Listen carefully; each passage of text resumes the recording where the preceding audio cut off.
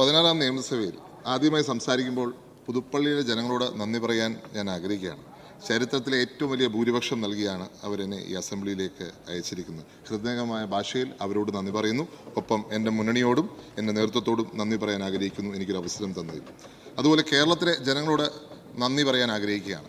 UDF-ൽ വിശ്വാസമർപ്പിച്ചതിന്, അതുപോലെ തന്നെ UDF-ന് വലിയ വിജയം നൽകിയതിനും. പുതുക്കിയ ബഡ്ജറ്റ് അവതരിപ്പിച്ച ശ്രീ VD സതീശൻ അവർ, കേരളത്തിൻ്റെ ആദരണീയനായ മുഖ്യമന്ത്രി, കേരളത്തിലെ ചെറുപ്പക്കാരുടെ, വയോജനങ്ങളുടെ, കുട്ടികളുടെ, യുവാക്കളുടെ എല്ലാം സ്വപ്നങ്ങൾക്ക് ചിറക് നൽകിയിരിക്കുകയാണ്. അദ്ദേഹത്തിൻ്റെ ഈ ബഡ്ജറ്റിനെ പൂർണ്ണ സന്തോഷത്തോടുകൂടിയാണ് ഞാൻ അനുകൂലിക്കുന്നത്. കഴിഞ്ഞ 10 വർഷമായി സാർ ഒരു എക്കണോമിക് മോഡലില്ല, സമ്പത്തിന് സ്രോതസ്സില്ല സാർ. ഏറ്റവും കൂടുതൽ ഇടതുപക്ഷം ആശ്രയിച്ചത് മദ്യത്തെയും അതുപോലെ തന്നെ ലോട്ടറിയാണ്. അപ്പോൾ ഒരു ആൽക്കഹോൾ എക്കോണമിക് മോഡൽ എന്ന് വേണമെങ്കിൽ പറയാം. 900-ൽ പരം ബാറുകൾ തുറന്നും മദ്യത്തിൻ്റെ ലഭ്യത കൂട്ടിയും സാമ്പത്തിക നില ഭദ്രമാക്കാനാണ് കഴിഞ്ഞ സർക്കാർ ശ്രമിച്ചിട്ടുള്ളത്. അങ്ങനെ ഒരു എക്കണോമിക് മോഡൽ സസ്റ്റൈനബിൾ അല്ല എന്നുള്ളത് 35,355 കോടിയുടെ റവന്യൂ കമ്മി കാണിച്ചു തരുന്നുണ്ട്. അതിൽ നിന്നൊരു മാറ്റമാണ് ഈ സർക്കാർ ആഗ്രഹിക്കുന്നത്. അതിൽ നിന്ന് മാറ്റം നമുക്ക് കാണുവാൻ സാധിക്കും. അത് ബ്ലൂ എക്കോണമി. നമുക്കറിയാം, വിഴിഞ്ഞം വലിയൊരു സാധ്യത നമ്മുടെ മുന്നിൽ തുറന്നിട്ടിരിക്കുകയാണ്. കേരളത്തെയും ഏറ്റവും മികച്ച രാജ്യങ്ങളോടൊപ്പം നിർത്തുവാൻ സാധിക്കുന്ന വിഴിഞ്ഞത്തിൻ്റെ ആ സാധ്യത ഉപയോഗിച്ചുകൊണ്ട് തന്നെ നമ്മൾ മുന്നോട്ട് പോയി. UDF സർക്കാർ 2015-ൽ കൊണ്ടുവന്ന പദ്ധതി, ഉമ്മൻചാണ്ടി സർക്കാർ കൊണ്ടുവന്ന പദ്ധതി, അത് മുന്നോട്ട് കൊണ്ടുപോകുമ്പോൾ നമ്മളൊരു മാരിടൈം ഹബ്ബാക്കി മാറുവാൻ വേണ്ടി നമ്മൾ കൊല്ലം, ബേപ്പൂർ, അഴീക്കൽ തുറമുഖങ്ങളുടെ വികസനം നടത്തുന്നു. ഒപ്പം വിഴിഞ്ഞത്തെ കപ്പൽ നിർമ്മാണശാല എന്നിവ കേരളത്തിൻ്റെ വികസനത്തിന് ആക്കം കൂട്ടുന്നതാണ്. സാർ, 2 നോളജ് എക്കോണമിയാണ് സാർ. ചെറുപ്പക്കാർ മുഴുവൻ ഇന്ന് വിദേശത്തേക്കാണ് പഠിക്കുവാനും അല്ലെങ്കിൽ ജോലി ചെയ്യുവാനും. നമ്മുടെ ചെറുപ്പക്കാർ കഴിവ് മുഴുവൻ വിദേശ രാജ്യങ്ങളിലേക്ക് പോകുന്ന സാഹചര്യത്തിൽ നമുക്ക് അവരെ ഇവിടെ ഉപയോഗിക്കുവാൻ തക്ക രീതിയിൽ ഒരു നോളജ് എക്കോണമി വളർത്തുവാൻ നോളജ് വാലി പദ്ധതിയും അതുപോലെ വയനാട്ടിലെ ട്രൈബൽ യൂണിവേഴ്സിറ്റിയും ജെൻസി സ്റ്റാർട്ടപ്പ് പദ്ധതിയും ഒക്കെ അന്താരാഷ്ട്ര നിലവാരത്തിൽ നമ്മുടെ വിദ്യാർത്ഥികൾക്ക് അവസരം കൊടുക്കാൻ വേണ്ടിയുള്ളതാണ്. മൂന്നാമതൊരു എക്കോണമിക് മോഡൽ എന്ന് പറഞ്ഞാൽ ട്രാൻസ്പോർട്ട് എക്കോണമിയാണ് സാർ. ഈ സർക്കാരിൻ്റെ ഫ്ലാഗ്ഷിപ്പ് പദ്ധതിയായിട്ട് ഞാൻ കണക്കാക്കുന്നത് തിരുവനന്തപുരം, കോഴിക്കോട് മെട്രോ പദ്ധതികളാണ്. 2011-ൽ ഉമ്മൻചാണ്ടി സർക്കാർ മോണോറെയിലായിട്ട് തുടങ്ങി, പിന്നെ ലൈറ്റ് മെട്രോ ആയിട്ട് രൂപാന്തരം പ്രാപിച്ച് കഴിഞ്ഞ 10 വർഷക്കാലം ഇടതുപക്ഷം ഒന്നും ചെയ്യാത്ത, അല്ലെങ്കിൽ വളരെ കുറച്ച് കാര്യങ്ങൾ മാത്രം ചെയ്ത 2 പദ്ധതികളാണ് വീണ്ടും ജീവൻ നൽകിക്കൊണ്ട് 20 കോടി രൂപ ഇവിടെ അനുവദിച്ചിരിക്കുന്നത് ഈ സർക്കാർ. ഈ 2 നഗരങ്ങളുടെ വികസനത്തിന് ആക്കം കൂട്ടുന്ന പദ്ധതി കേരളത്തിൻ്റെ ഭാവിക്ക് ശക്തി പകരുന്നതാണ്. സാർ, എന്തിനാണ് കൂടുതൽ മെട്രോകൾ? എന്തിനാണ് നമ്മൾ പൊതുഗതാഗതത്തെ കൂടുതൽ ആശ്രയിക്കേണ്ടത്, പ്രോത്സാഹിപ്പിക്കേണ്ടത്? 1, പൊല്യൂഷൻ നിയന്ത്രണം. 2, നമ്മുടെ ഫ്യൂവൽ കോസ്റ്റ്.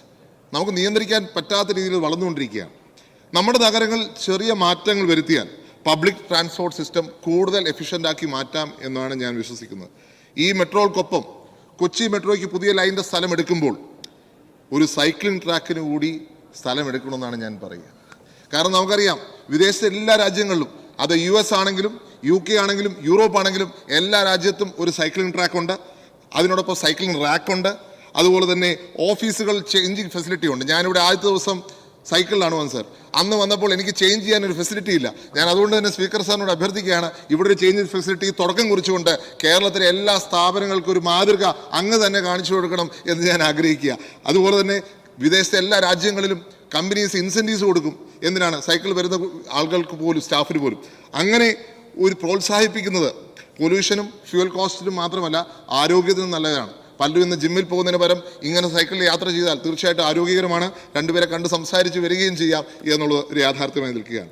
അതുപോലെ ഈ സർക്കാർ ഊന്നൽ കൊടുക്കുന്ന ഒരു കാര്യമാണ് സ്പോർട്സ് എക്കോണമി. മലബാറിലെ പുതിയ സ്റ്റേഡിയം തീർച്ചയായിട്ടും നമ്മുടെ സ്പോർട്സ് എക്കോണമിക്ക് ആക്കം കൂട്ടുന്നതാണ്. നമ്മുടെ കേരളത്തിലെ സ്പോർട്സിനെ അടിസ്ഥാനപ്പെടുത്തി ഒരു എക്കോണമി ഡെവലപ്പ് ചെയ്യാൻ സാധിക്കും സാർ. നമുക്കറിയാം, മെസ്സിയെ കാത്ത് നമ്മളിരുന്നു, മെസ്സി വന്നില്ല. പക്ഷേ മെസ്സി വന്നു, ഇന്ത്യയിൽ വന്നു, പക്ഷേ ഈ കേരളത്തിൽ വന്നില്ല. മെസ്സി വന്നത് ബാംഗ്ലൂരിൽ വന്നു, മെസ്സി വന്നത് ഹൈദരാബാദിൽ വന്നു, മെസ്സി ബോംബെയിൽ വന്നു, അതുപോലെ തന്നെ ഡൽഹിയിൽ വന്നു, കൽക്കട്ടയിൽ വന്നു, ബാംഗ്ലൂർ വന്നില്ല. ഈ നഗരങ്ങളിൽ വന്നു. അദ്ദേഹം കോടിക്കണക്കിന് രൂപ ഇന്ത്യയിൽ നിന്ന് കൊണ്ടുപോയി. കേരളത്തിൽ വരാത്തതിൻ്റെ കാരണം എന്താണെന്ന് എനിക്കറിയില്ല. നമുക്ക് കാലം കഴിയുമ്പോൾ തെളിയുമായിരിക്കും എന്തുകൊണ്ട് മെസ്സി വന്നില്ല എന്നുള്ളത്. മെസ്സിയെ കാത്താണ് ഞങ്ങൾ ഇരുന്നത്, പക്ഷേ മെസ്സി വന്നില്ല. തീർച്ചയായിട്ടും നമുക്ക് കേരളത്തിനൊരു മെസ്സി ഉണ്ടാക്കുകയാണ് വേണ്ടത്. അതിന് ഇൻഫ്രാസ്ട്രക്ചർ വേണം. ഇൻഫ്രാസ്ട്രക്ചർ മാത്രമല്ല, എക്സിസ്റ്റിംഗ് ഇൻഫ്രാസ്ട്രക്ചർ, സ്കൂളുകളിലുള്ള ഇൻഫ്രാസ്ട്രക്ചർ സ്കൂൾ സമയത്തിന് ശേഷം വിട്ടുകൊടുക്കുന്നതും ആലോചിക്കണം. ഒപ്പം നമ്മുടെ വിദ്യാഭ്യാസ സമ്പ്രദായത്തിൽ സ്പോർട്സ് അനിവാര്യമായി മാറേണ്ടതുണ്ട്. നമ്മുടെ സ്പോർട്സ് സ്കൂളുകളിൽ ഇന്ന് അധ്യാപകരില്ല. നമുക്കറിയാം, പല വിദേശ രാജ്യത്തും സ്പോർട്സ് അധ്യാപകരില്ലെങ്കിൽ അവിടെ സ്കൂളിന് അംഗീകാരം റദ്ദാക്കും. ഫ്രാൻസ്, സ്വീഡൻ അടക്കമുള്ള രാജ്യങ്ങളിൽ നിശ്ചിത അവേഴ്സ് സ്പോർട്സ് സ്കൂൾ ട്രെയിനിങ് കൊടുത്തിരിക്കണം. നമുക്ക് ഫിസിക്സ് പഠിപ്പിക്കുന്ന പോലെ, കെമിസ്ട്രി പഠിപ്പിക്കുന്ന പോലെ അവിടെയും ഒരു അധ്യയനമാണ്, അല്ലെങ്കിൽ ഒരു വിഷയമായി അത് മാറിയിരിക്കുകയാണ്.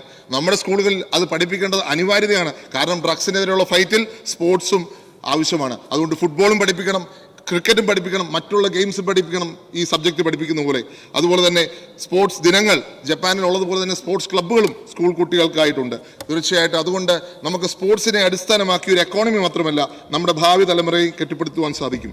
ഏവിയേഷൻ എക്കോണമിയാണ് മറ്റൊരു പ്രത്യേകത ഈ ഗവൺമെന്റിന്റെ. 200 കോടി ചെലവഴിച്ച ഒരു ലോജിസ്റ്റിക് ഹബ്ബ് വരികയാണ്. തീർച്ചയായിട്ടും എനിക്ക് സർക്കാരിനോട് ആവശ്യപ്പെടാനുള്ളത് ഉമ്മൻചാണ്ടി സർക്കാരിന്റെ കാലത്ത് തുടങ്ങിയ എയർ ആംബുലൻസും സീപ്ലെയിൻ പദ്ധതിയും കൂടി തിരികെ കൊണ്ടുവരണം എന്നുള്ളതാണ്. നമുക്കറിയാം, ഇതിനെ കൗശിക് എന്നുള്ള വിദ്യാർത്ഥിയെ കൊണ്ടുവരുവാൻ നമ്മൾ ആളുകൾ ആഹ്വാനം കൊടുക്കുന്നുണ്ടായിരുന്നു, ആംബുലൻസിന് വഴി കൊടുക്കണമെന്ന് പറഞ്ഞുകൊണ്ട്. നമുക്ക് അതിനൊരു മാറ്റം വരണ്ടേ? നമ്മുടെ എയർ ആംബുലൻസ് ഉപയോഗിക്കേണ്ട ഒരു കാര്യമല്ലേ നമ്മുടെ കുട്ടികളെ സംരക്ഷിക്കുവാൻ, അല്ലെങ്കിൽ അപകടത്തിൽപ്പെടുന്നവരെ സംരക്ഷിക്കുവാൻ. അതുകൊണ്ട് എല്ലാ ജില്ലകളിലും, എയർപോർട്ടില്ലാത്ത എല്ലാ ജില്ലകളിലും എയർ സ്ട്രിപ്പ് തുടങ്ങുന്നതും ആലോചിക്കേണ്ട ഒരു കാര്യമാണ്. അടുത്തതാണ് ടൂറിസം എക്കോണമി. സർ, വ്യവസായ പദ്ധതി നൽകിയതിലൂടെ ടൂറിസം എക്കോണമി ഒരു ബൂസ്റ്റ് കൊടുത്തിരിക്കുകയാണ് ഈ സർക്കാർ. പ്രത്യേകമായ അഭിനന്ദനങ്ങൾ ആ കാര്യത്തിൽ രേഖപ്പെടുത്തുന്നു. ഒപ്പം മാരിടൈം സ്പോർട്സ്, അതും വാട്ടർ സ്പോർട്സും അനന്തമായ സാധ്യത തരുന്നുണ്ട് കേരളത്തിന്. ഇന്റർനാഷണൽ മാരിടൈം മ്യൂസിയം അതുപോലെ തന്നെ കരുത്തു പകരുകയാണ്. എനിക്ക് പ്രത്യേകമായ നന്ദി സർക്കാരിനോട് പറയാനുള്ളത്, റബ്ബറിന്റെ താങ്ങുവില 250 ആക്കിയതിലുള്ള നന്ദി പറയാനുണ്ട്. ഒപ്പം പുതുപ്പള്ളിക്ക് 3 പ്രധാനപ്പെട്ട പദ്ധതികളാണ് സാർ കൊടുത്തിരിക്കുന്നത്. 1, പുതുപ്പള്ളി വെന്നിമല 1 കോടി രൂപ. 2, പുതുപ്പള്ളിയിലെ IT പാർക്ക് 5 കോടി രൂപ. തലപ്പാടിയിലെ ഹോസ്പിറ്റൽ 4 കോടി രൂപ. ഇത് ഞാൻ ഈ സഭയിൽ ആദ്യമായി സംസാരിക്കുമ്പോൾ ഞാൻ ആദ്യം പറഞ്ഞൊരു കാര്യമാണ്, കോട്ടയത്ത് ഒരു IT പാർക്ക് വേണം. കോട്ടയത്ത് മാത്രമല്ല, മധ്യ തിരുവിതാംകൂർ ഭാഗത്ത് ഒരു IT പാർക്കില്ല. അപ്പോൾ ഇന്ന് പുതുപ്പള്ളിയിൽ തുടങ്ങിയിരിക്കുന്ന അല്ലെങ്കിൽ അനുവദിച്ചിരിക്കുന്ന IT പാർക്കിന് പൂർണ്ണ പിന്തുണ സർക്കാർ നൽകണമെന്ന് ആഗ്രഹിക്കുക. പുതുപ്പള്ളിക്കാരനായ ഒരു വ്യക്തിയാണ്, കേരളത്തിലെ ഒരു വ്യക്തിയാണ്, മലയാളിയുടെ വ്യക്തിയാണ്, ലോകത്ത് ഏറ്റവും കൂടുതൽ ശമ്പളം മേടിക്കുന്ന തോമസ് കുര്യൻ. പക്ഷേ നമുക്ക് ഇതേപോലെ ചെറുപ്പക്കാരെ ഈ നാട്ടിൽ നിർത്തണ്ടേ? അവരെ ഈ IT രംഗത്ത് ഉൾപ്പെടെ നമുക്ക് പ്രോത്സാഹനം കൊടുക്കണ്ടേ? തീർച്ചയായിട്ടും ആ പ്രോത്സാഹനം കൊടുക്കുവാൻ ഈ IT പാർക്ക് പദ്ധതി ഉപകരിക്കും എന്നുള്ള കാര്യത്തിൽ യാതൊരു സംശയവുമില്ല. അതിന് സർക്കാരിന് പൂർണ്ണ പിന്തുണ ഉണ്ടാവണം. നമ്മളെല്ലാ കാര്യങ്ങളും വിദേശത്താണ് പഠിക്കുന്നത്. പ്രത്യേകിച്ച് നമ്മുടെ കുടുംബ ബന്ധങ്ങളിൽ ഉൾപ്പെടെ ഇത് വിദേശത്താണ് പഠിക്കുന്നത്. പക്ഷെ നമ്മൾ നല്ല കാര്യങ്ങൾ ചേർത്ത് പഠിക്കാൻ ആവശ്യമുണ്ട് സാർ. പ്രത്യേകിച്ച് സംസ്കാരം സംരക്ഷിക്കുന്ന കാര്യത്തിൽ, ചരിത്രം സംരക്ഷിക്കുന്ന കാര്യത്തിൽ. നമ്മൾ വിദേശത്തൊരു ദേവാലയത്തിൽ ചെന്നാൽ അവിടെ പൈസ കൊടുത്ത് വേണം അകത്ത് കയറാൻ, അവരുടെ ഹെറിറ്റേജ് കാണുവാൻ. ഇവിടെ നമുക്ക് നമ്മുടെ ഹെറിറ്റേജിനെ സംരക്ഷിക്കാൻ അനിവാര്യതയാണ് സാർ. ഓരോ മണ്ഡലത്തിലും അതേപോലത്തെ ഹെറിറ്റേജ് സ്ഥലങ്ങൾ കാണും. എൻ്റെ മണ്ഡലത്തിലുള്ള സ്ഥലമാണ് പുതുപ്പള്ളി വെന്നിമല രാമലക്ഷ്മണ ക്ഷേത്രം. അത് വളരെയധികം പഴക്കം ചെന്നൊരു ക്ഷേത്രമാണ്. അതിൻ്റെ പിന്തുണ, അതിനുവേണ്ടി പുനരുദ്ധാരണത്തിന് പിന്തുണ നൽകിയ സർക്കാരിനോട് നന്ദി പറയുന്നു. അതുപോലെ തലപ്പാടി ഹോസ്പിറ്റൽ കഴിഞ്ഞ സർക്കാർ അവഗണിച്ച ഒരു പദ്ധതിയാണ്.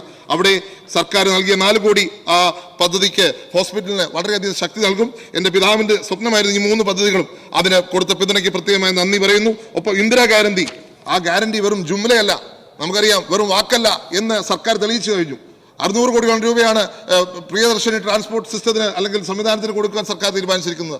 10 കോടി രൂപയാണ് ഉമ്മൻചാണ്ടി ഇൻഷുറൻസ് സ്കീമിന് കൊടുക്കാൻ തീരുമാനിച്ചിരിക്കുന്നത്. അങ്ങനെ ഈ പദ്ധതികൾ വെറും വാക്കല്ല, അത് നടത്താൻ വേണ്ടിയാണ് സർക്കാർ ഉദ്ദേശിക്കുന്നത് പറയുന്നു. അങ്ങനെ ജനങ്ങളെ പ്രതീക്ഷയ്ക്കത്തുയരുന്ന ഈ സർക്കാരിനെയും ഈ സർക്കാർ അവതരിപ്പിച്ച ബഡ്ജറ്റിനെയും പ്രത്യേകമായി പിന്താങ്ങിക്കൊണ്ട് അതിനായി മുഖ്യമന്ത്രിക്ക് അഭിവാദ്യം അർപ്പിച്ചുകൊണ്ട് ഞാൻ എൻ്റെ വാക്കുകൾ ചുരുക്കുന്നു. നന്ദി, നമസ്കാരം.